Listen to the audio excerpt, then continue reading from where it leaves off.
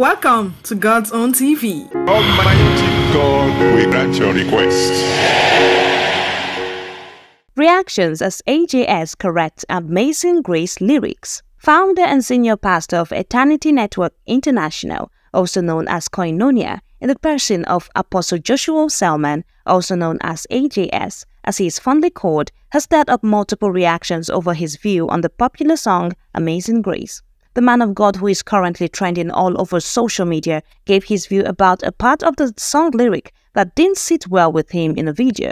AJS, who was seen in the video speaking to his congregation, raised up the song, noting that the second line of the first stanza, which reads, "That saved a wretch like me," is contrary to what Jesus called us even while we were yet sinners. According to him, Jesus called us harvest and not wretches. Therefore, personally speaking, he would not call himself, although he has been saved, a wretch, but a harvest. Furthermore, he noted that it was his personal view that was only applicable to himself, and that he respects the view of the songwriter and does not intend to edit the lyrics. Now we're not editing, you see. I know that those who wrote that song wrote it out of passion. They looked at their state without Jesus Christ. But as much as we hate how we were, I will not call myself a wretch. No. I will call myself what Jesus called me. Even when I was not saved, he didn't call me a wretch. He called me a harvest. But unfortunately, many netizens did not seem to agree with the man of God.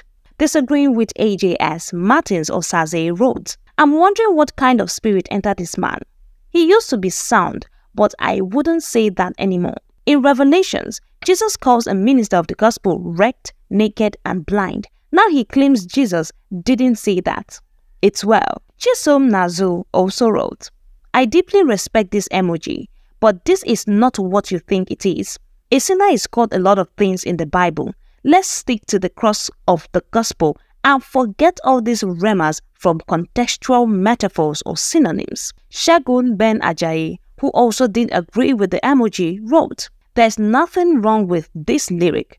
That we are his harvest doesn't invalidate the fact that our sinful state was wretched before he saved us." On the other hand, Sam Sabi, who agrees with the words of the apostle and seems to be a student in his school of ministry, wrote, "Yes, Apostle has taught us severally in the ongoing school of ministry that sinners are not called sinners or wretches, but harvest. When we see unsaved souls as harvest, we can win them better.